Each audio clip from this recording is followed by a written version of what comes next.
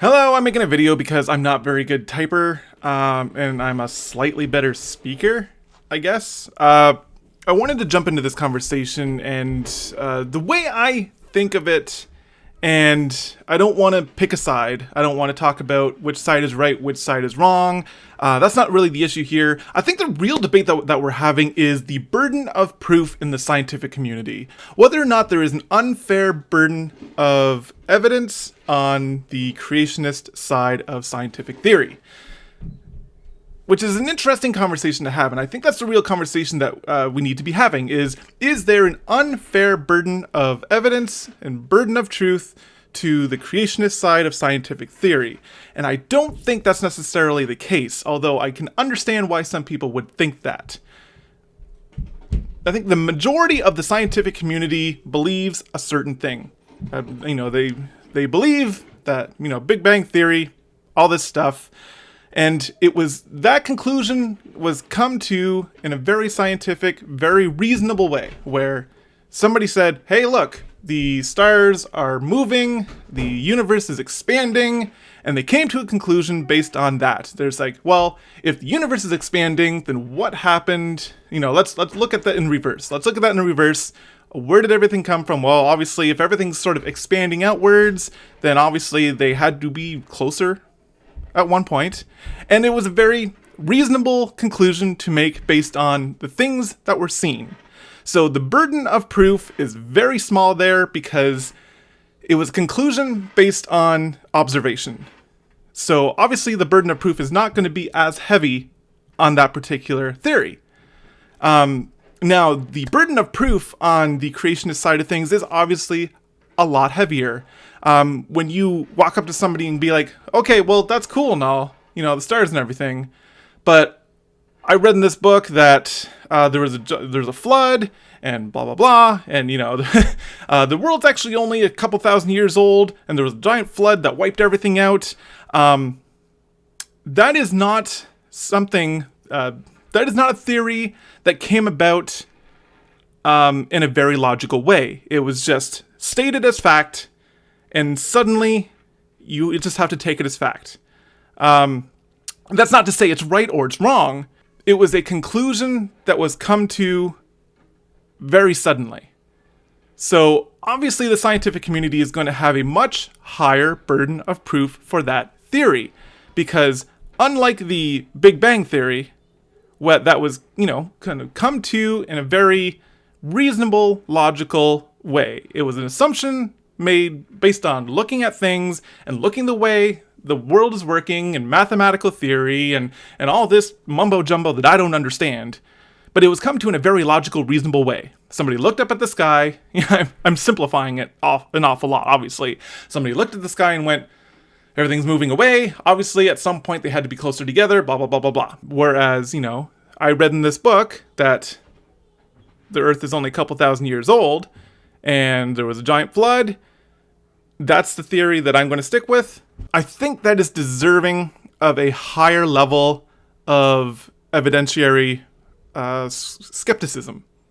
And I think that's fair. I think that's fair. Whether you believe it or not, whether your faith allows you to believe one thing over the other is not really the issue here. I think the issue here is, does the scientific community give undue criticism to creationist scientists?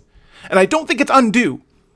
My personal opinion is I don't think it is undue at all. I think the burden of proof has to be there on the creationist side, especially because there is so much proof on the other side. There is, or there is a complete lack of any sort of proof. There is a complete lack of any sort of proof that there was a flood. So obviously, scientific theory is going to question that very heavily. It is a theory that came out of a book that was written a couple, thousands of years ago, that there is no proof of. So obviously the burden has to be there. And of course the scientific community has to place the burden of proof there. If you can come up with solid evidence that there was actually a flood, we will listen to you. But until then, we've come up with this pretty, reasonable conclusion that sets us on a different path. the scientific community has to vote for reason over storybooks. And as religious people, calling the Bible a storybook might be offensive, but that's what it is. To a non-believer, to a person not of faith, the Bible is only a storybook. And that's something you have to understand, is not everybody is a believer, not everybody has the faith that the Christians do. That the scientific community is not built on a Christian faith. It is built on logic. It is built on what can we see? What can we see? And for Mr. Nye to talk about, if you come up with proof, then we will pursue it further. He is absolutely correct. The problem is the scientists that are working in that field are not coming up with the proof.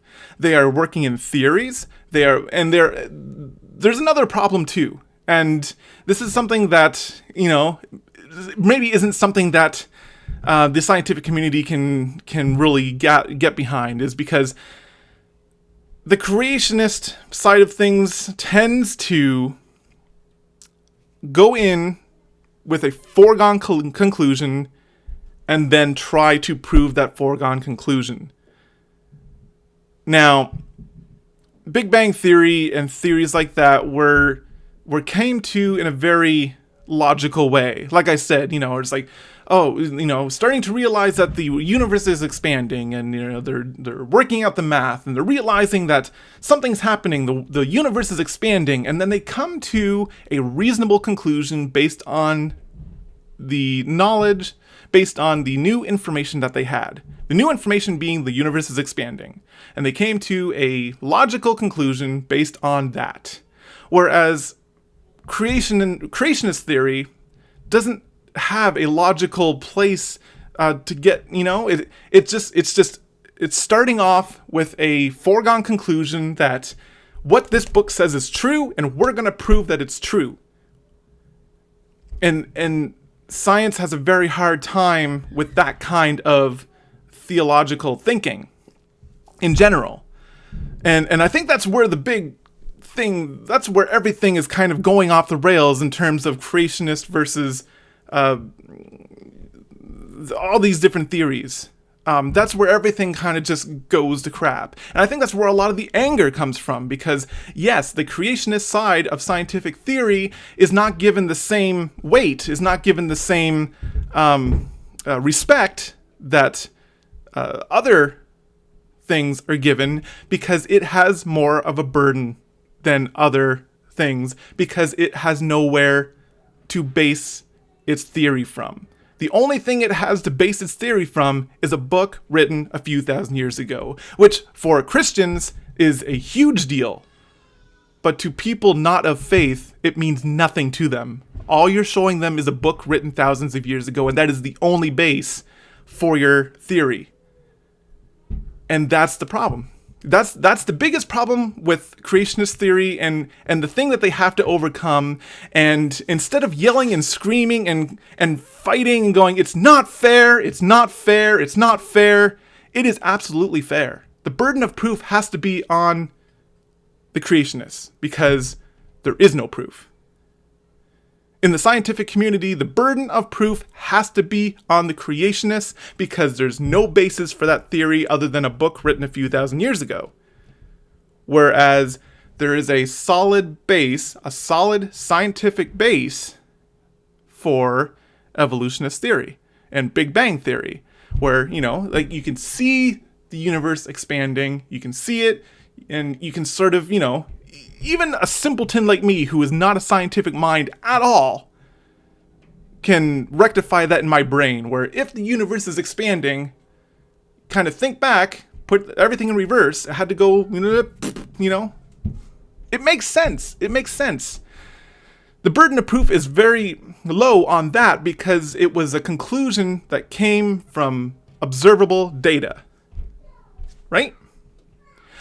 Anyway, that was just my 2 cents there. Again, I didn't want to just type this out, because I think sometimes, a lot of times, stuff that gets written out on Facebook just gets lost in translation.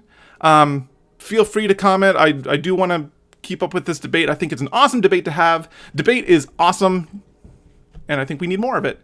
Bye.